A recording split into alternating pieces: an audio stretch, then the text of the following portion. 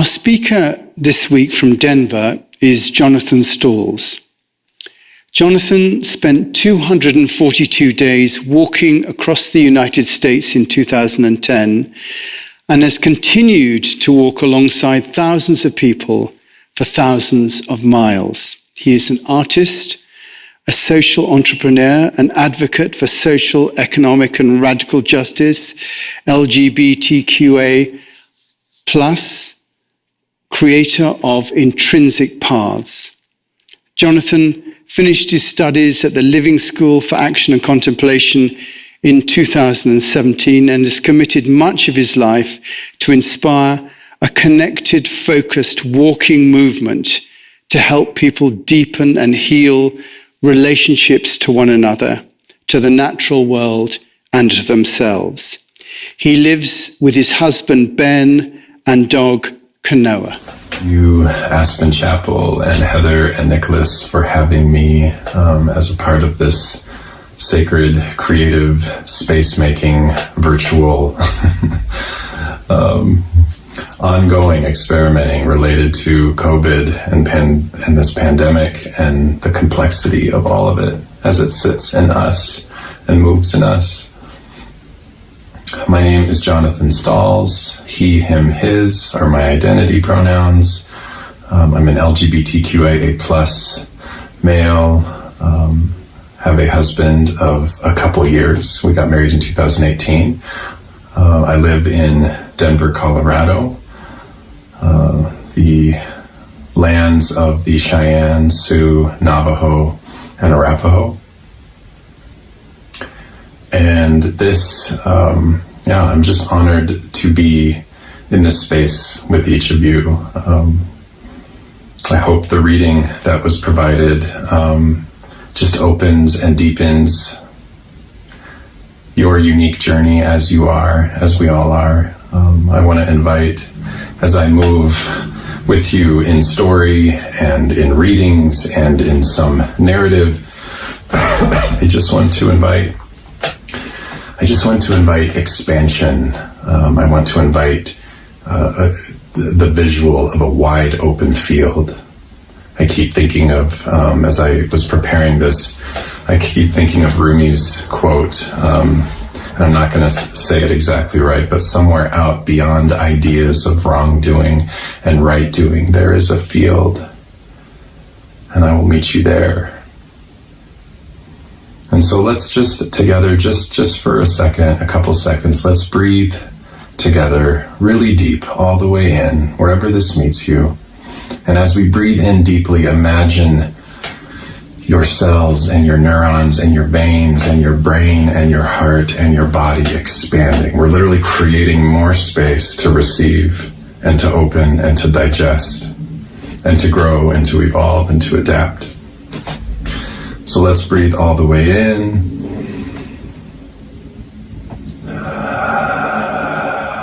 And slowly out. Let's do one more really big deep breath all the way in.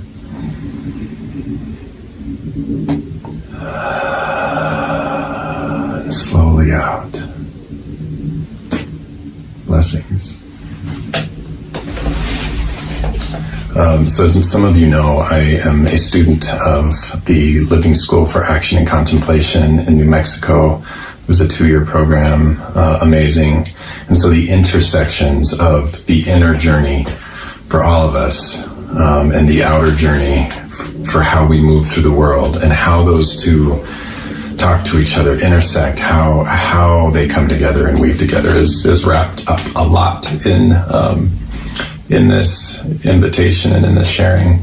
I also want to give a specific welcome to anybody who identifies as LGBTQIA+ or queer or spaces between, seeking, questioning anything non-binary. I see you and I see us out tying all kinds of colorful strings and vibrations in the world. And so I just want you to be amongst us all and all of us to be deeply seen in this space. So I'm going to start with just a small story. As some of you know, in 2010, I spent 242 days walking across the U.S., and it was a transforming journey in every category, layer, everything, all the things. And so I want you to visualize, if to the best that you can, if any of you have been to the border of Maryland and Virginia, you might know of the Potomac River that runs basically as the states come together and near Washington, D.C. And so this is day 6. It's March 6th, 2010. And alongside me, always on this walk, for most of the walk, is my bestest of friend, Kanoa, who is a Blue Heeler Husky mix. And so we are walking along the Potomac River on the C&O Canal Path. So again, we're walking along this river. It's early March in 2010. And in that time, there is tons of snowmelt happening. And so as we're making our way on the trail, and we're nearing the end of the day, the sun is starting to go down. It's already been a 15, 16, maybe 17 mile day. It's definitely wearing on us. And our plan is to set up camp somewhere along the canal path for the night. And as we start making our way up the river, we're noticing that, first of all, there's nobody else out there. So nobody else is out there. We're the only ones out there. And for miles, we haven't seen anybody. And because of the snowmelt, the water is literally starting to rush more and more and more. And so as we get to certain pockets of the path, we're realizing that the river is like creeping up on the towpath, which is what we're walking on. And then the canal is right there with the river. And so as we continue going, the water levels are rising and rising. I mean, they're visibly rising and rising and rising and rising as we make our way. And so, the heart starts to beat a little bit. There's no sight of where we will be able to cross to get back to the other side of the canal and up the hill. Because on the other side of the canal is a steep forested hill full of mud and snow. And so I'm like, okay, this is it, day 6. This is what I asked for. Going right into the unknown, facing the elements, surviving, the wonder of surviving together. And here we are. The river is roaring. And so as it continues roaring, 2 things happen kind of simultaneously. There's a large tree trunk log coming down the river, and it's coming fast. And we literally, Kanoa and I, with all of the weight of my backpack and my dog right next to me, we jump over this oncoming fallen tree trunk that's coming down the river. Maybe 2 seconds, 5 seconds after we land that jump, everything successfully, there's someone yelling and screaming up above on the steep hill down at us, and we learn that it's a local ranger, a local forest ranger, and they're screaming at us like, get out of there, you've got to get out of there. This is red level, I'm not sure of the right words, but she was basically screaming that we were in the middle of a crisis and an emergency flood zone, but that we need to do everything possible to get out. And so we're going along, and I'm trying to discern how we might swim. My dog is terrified of water, so he's already like shaking and visibly like not doing well. And so we make our way up the path, and it's just one of those things where we don't know what to do. And so we ultimately might just have to risk, because the water and the river and the canal are starting to cross and completely cover the towpath. It's not all the way yet, but it's getting there.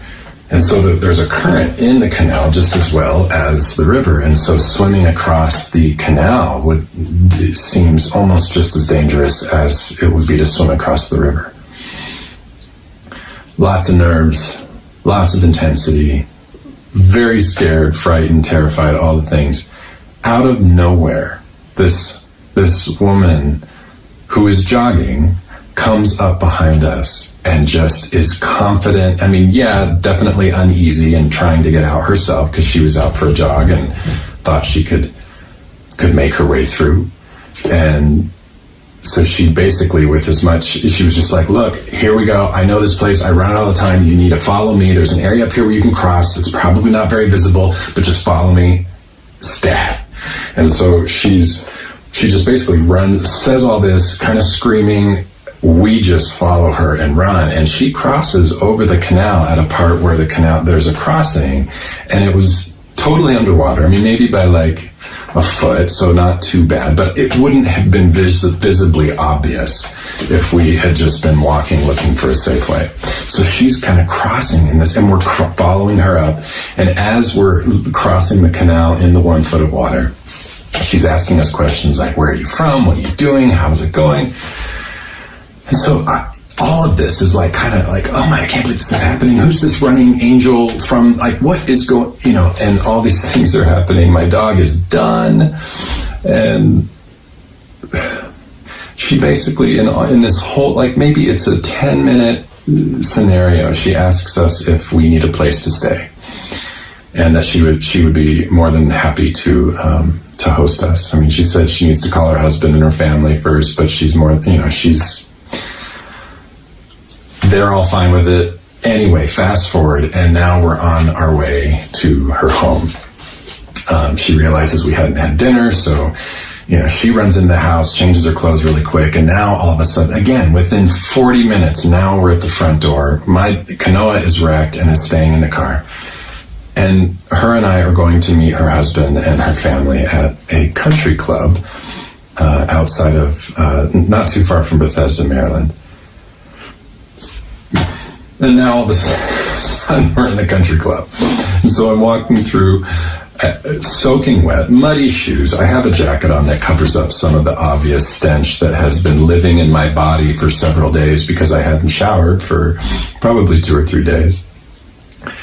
And, it was obvious, the looks, kind of the like, you could just feel again, judgment, daggers, separation. You just felt like this person, and especially the way they appear, the way they're doesn't belong here. It was, and yet nothing in me, none of that mattered. It was just, I was so overwhelmed by the hospitality and graciousness of this woman who found us on the path, the trust that she wove together to invite us to stay at her home. And now I'm sitting in a meal with like fancy silverware and all kinds of fancy foods landing on my plate in the middle of a country club, all within 45 minutes. Y'all, this was... I'm sharing this story for a lot of reasons. And the essence that I want to pull out is the way, like when we think about Reverend Dr. Howard Thurman's reading, The Sound of the Genuine, that we're on this ongoing journey to find how can we find out what our name is? Who am I? Who are you? Who are we? Really? Like, who are we deeply? And in that moment, it's such a special story to me because I was on the beginning of my walk. Quick context, background, there's so many reasons for why I did this walk, but a lot of it, being a young, queer, LGBTQIA, very sensitive artist kid, moving every 2 years, mostly observing the world with my cheeks smashed against the window of a car seat or the windshield of a car, watching the world go by. I love Rebecca Solnit's words, going from one interior to the next. She talks a lot about a culture of walking and movement and pilgrimage in her book, Wandering, or Wanderlust, A History of Walking. Going from one interior to the next, and that was so much. That was the majority of my upbringing, where I would literally be picked up, dropped off, and moving through the world, the soil world, the tree world, the sky world, all the things that live and try and survive between all these different elements, through the lens of a vehicle, with controlled temperatures, locking doors, parking lots, entrances to buildings, and then back into the vehicle, and then back to the buildings. And so that scenario matched with being overly sensitive, LGBTQ, and deeply not loving myself and not knowing who I was and how that would ever, if ever, get expressed. I buried it. I was in environments that were not accepting and very judgmental and very exclusive and very hard-lined when it came to coming out and LGBTQ reality and all those things. And so it was buried for so many years.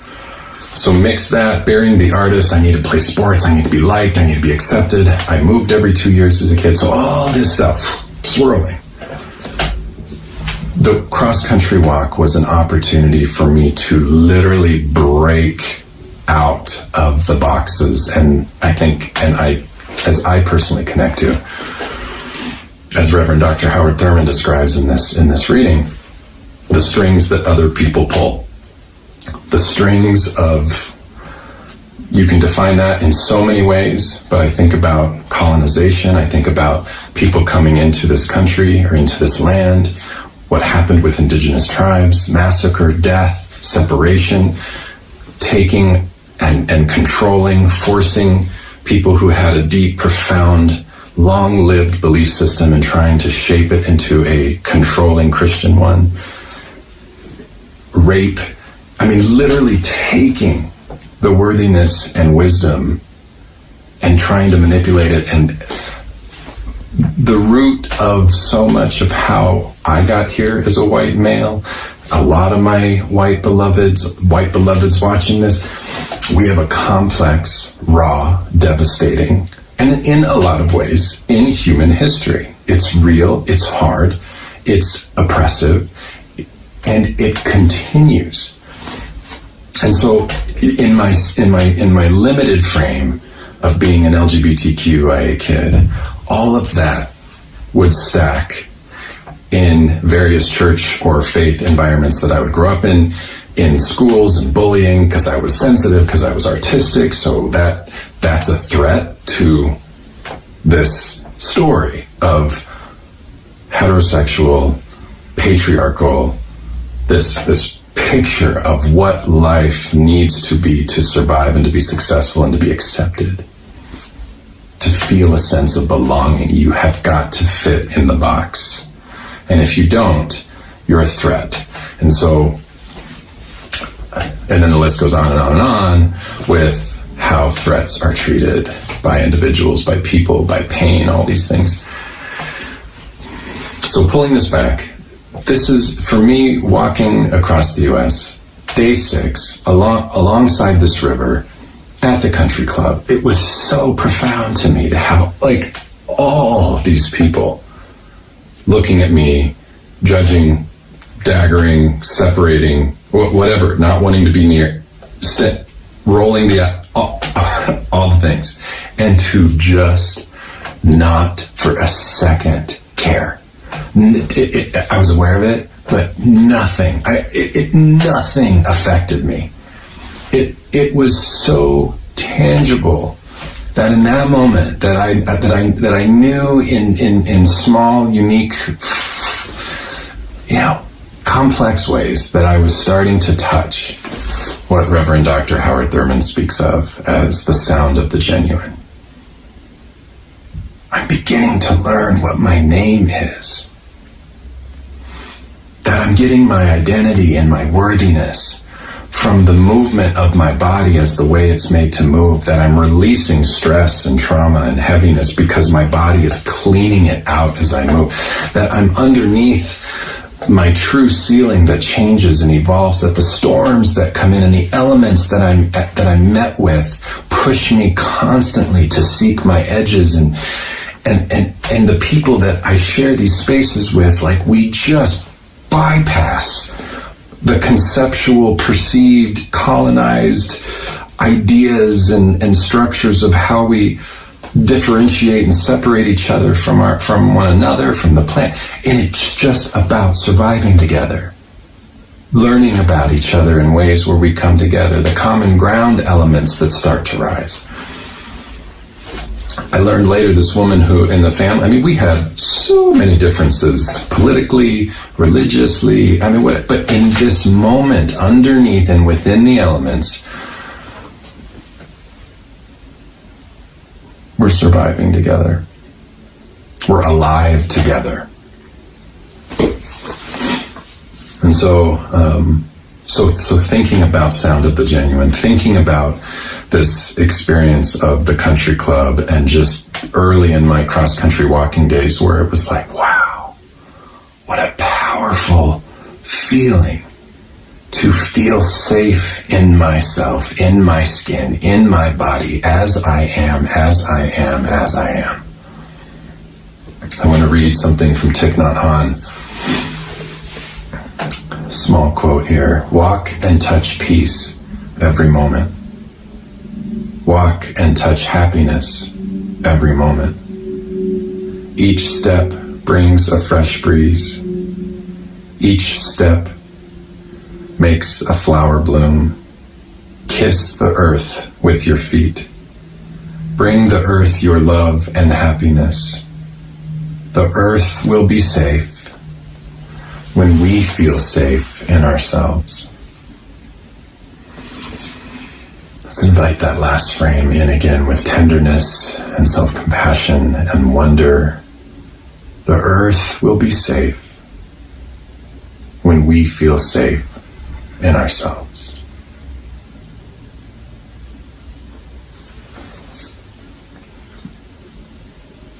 That was everything to me in my walking journey, and it continues to be.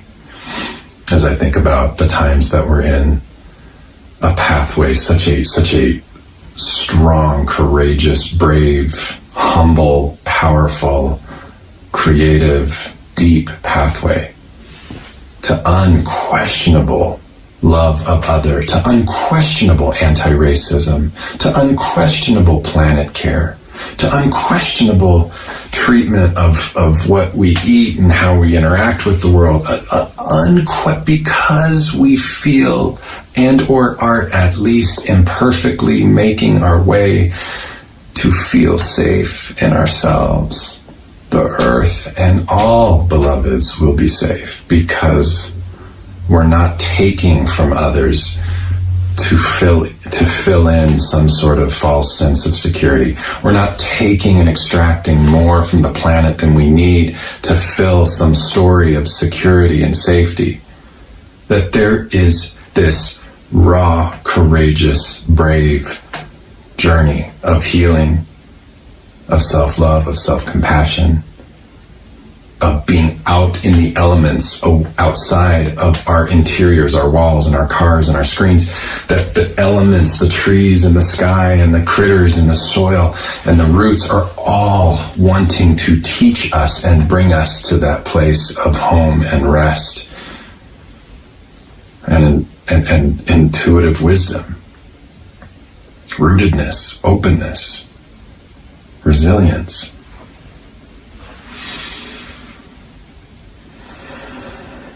And so with so much of this, I wanted to read a couple of bullets from this book.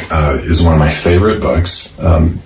Adrienne Marie Brown is an incredible, soulful, poetic author.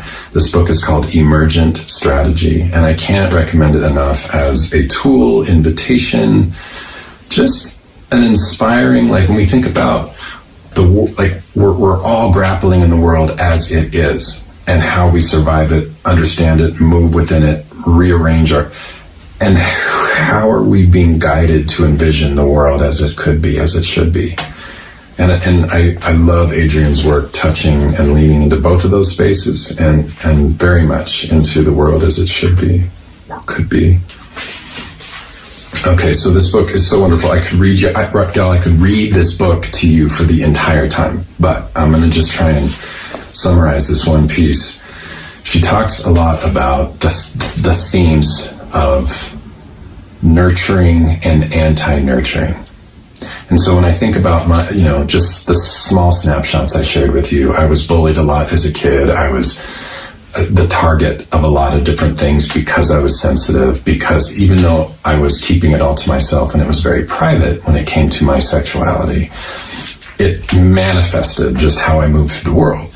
And so what about my environment was anti-nurturing, not accepting of, not giving way to, and again, being very specific to events a couple weeks ago, mostly white heterosexual men, patriarchy, power, money hungry, power hungry forces,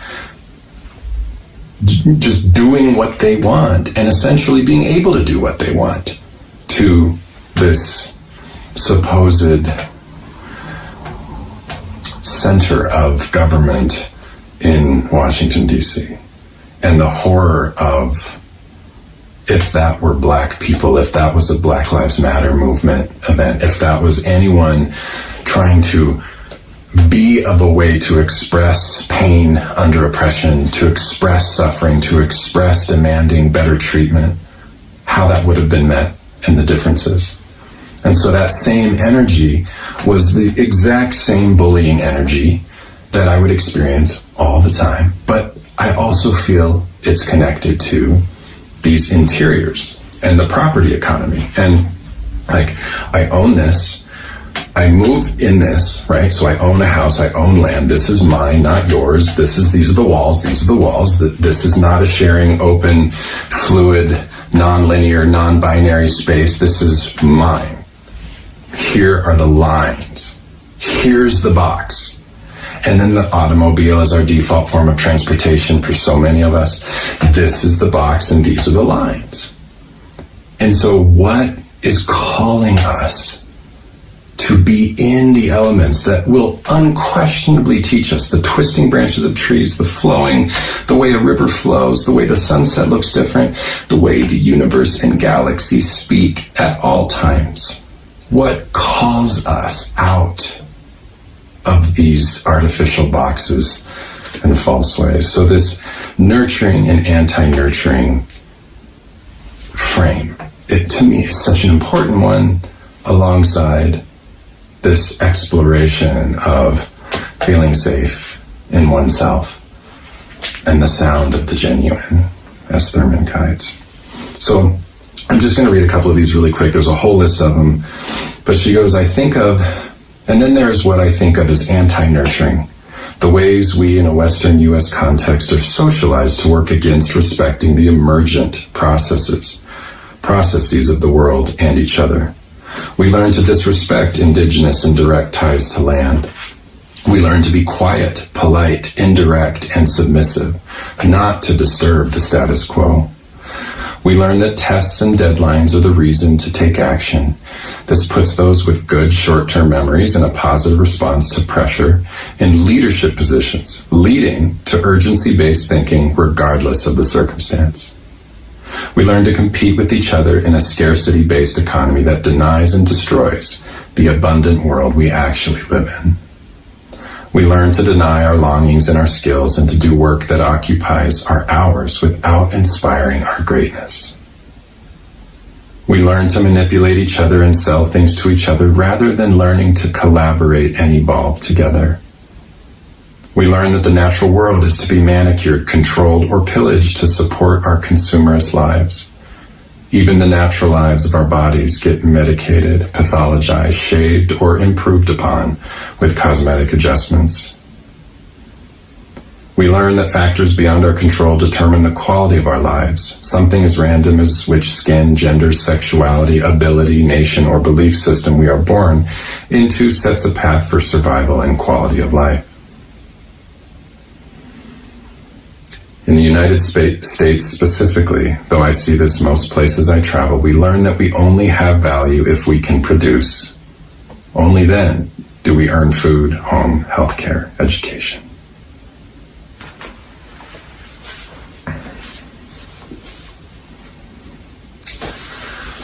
So let's take another deep breath. I just have another minute or two of sharing and inviting. So I'm grateful you all are with me and flowing in openness and wonder. And so let's just breathe more openness around these words and these invitations. Let's breathe all the way in.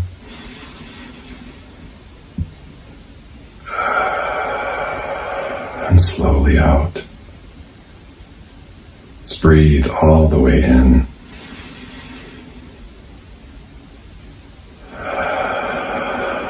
And slowly out. We honor, as we breathe in, we honor our humanity. and our dignity, and as we breathe out, we honor the humanity and dignity of another.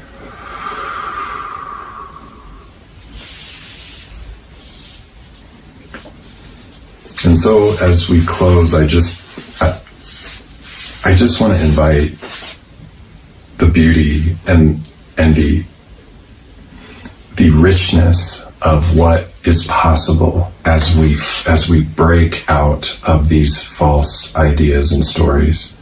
What is possible in our heart, what is possible in our body, what is possible in the way we relate to each other, and the way we gift and receive, what is possible in the land that we might have access to, what is possible between our connection to the tree and our divine purpose, unity, movement. And so, while so many of these things can feel heavy and negative and like limitation, the invitation is that when we emerge beyond the strings that other people pull, beyond the stories that are limiting what is colorful and true within our deep heart, soul spaces, it's incredible what is possible. And so I want to finish with a couple little frames from the Christian text, the Bible, from Psalms 139, 1 through 5, 12 through 17. And wherever this meets you, in whatever tradition this meets you, I invite openness and wonder and creativity and this soulful, vulnerable, tender, wondrous path towards the sound of the genuine in each of you, in each of us, in each of the people that you love, and in all of created life. Spirit, Creator, Lord, sacred stream, twisting tree, nature, non-binary, cosmic essence, you have searched me out and known me. You know my sitting down and my rising up. You discern my thoughts from afar. You trace my journeys and my resting places and are acquainted with all my ways. Indeed, there is not a word on my lips but you, O Lord, Spirit, Creator, sacred stream, twisting tree, nature, non-binary, cosmic essence. You know it all together. You press upon me behind and before, and lay your hand upon me. Such knowledge is too wonderful for me. It is so high that I cannot attain to it. For you yourself created my inmost parts. You knit me together in my mother's womb. I will thank you because I am marvelously made. Your works are wonderful, and I know it well. My body was not hidden from you while I was being made in secret and woven in the depths of the earth. Your eyes beheld my limbs, yet unfinished in the womb. All of them were written in your book. They were fashioned day by day, when as yet there was none of them. How deep I find your thoughts, O God, Spirit, Creator, sacred stream, twisting tree, nature, non-binary, cosmic essence. How great is the sum of them. If I were to count them, they would be more in number than the sand. To count them all, my lifespan would need to be like yours.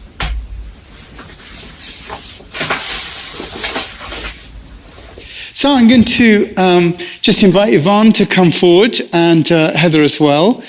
We're going to have a bit of a chat. I think, what's great about being able to support Gay Ski Week for me is that that one of the chapel's most important things, I think, is the whole area of inclusivity.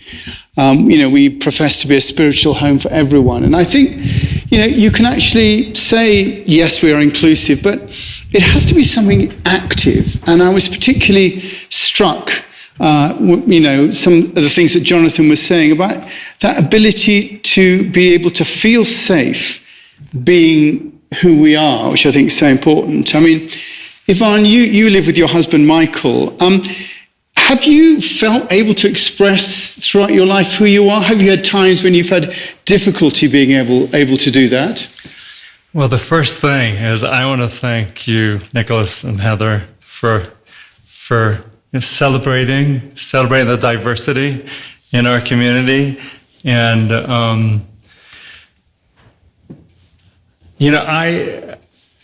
since my first contact with the chapel, I was always aware that I could be who I am, and that is not true of other places where you can grow spiritually. Yeah. And I'm a little bit of a spiritual gypsy. I have, and I still do, and it's in my nature. I have celebrated, participated in many ways that honor the divine, in many traditions, and there's always a default back to my Catholic upbringing, which to me was a very loving, very affirmative experience, and without I just default to that space. That's where I first found a sense of intimacy with the higher power, or however you describe it, and it's that intimacy that growing up. I mean, I think I was very young when I kind of looked around and said, "Okay," in Boy Scouts, oh, that poofter is like, oh, I'm the enemy. Oh, it's me. And so the awareness is, the sexual awakening, and the awareness that who you are and what you are is not readily accepted and not blessed and not affirmed, and was earth-shattering for me. And I entered my dark days. There were 3 years of just pain and deep anxiety, and had to be on medication, counseling, and it's a little bit like when we hear with almost like the anxiety epidemic we hear about today, where we're still living that opening of consciousness that happened maybe back in the 60s, with an awareness that, race, gender, sexual minorities, that there is also a place at the table for everyone.